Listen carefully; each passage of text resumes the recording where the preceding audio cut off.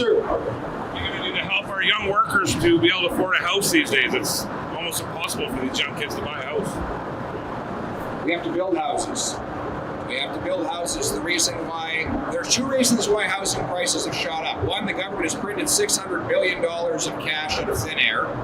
When they do that, the way they do it is they buy bonds from the banking system that floods the financial markets with cash that gets lent out typically to wealthy and well-connected investors who bid up home prices. The second reason is we don't have enough homes.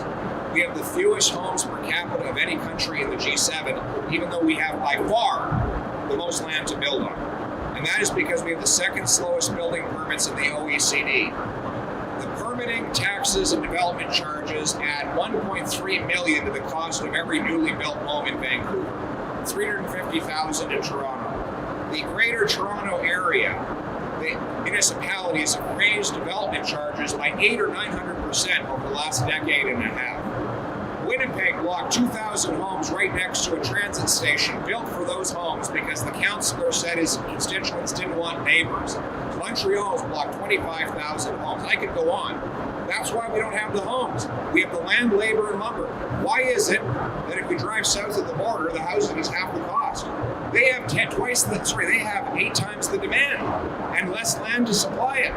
So why isn't it more expensive there than here? The answer is very easy to get a building permit in America, and in Britain, and in much of the rest of the developed world. And that's why I'm going to require cities to permit 15% more housing completions per year as a condition of getting federal funding.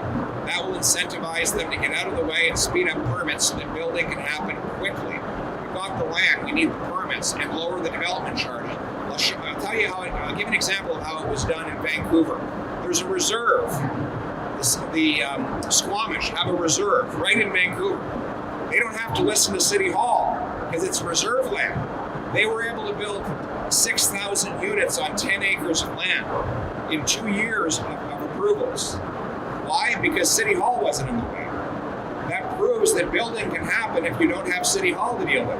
In Saskatchewan, they force their cities to build quick, and that's why you can buy a beautiful home for $250,000 in Regina and Saskatoon and other places.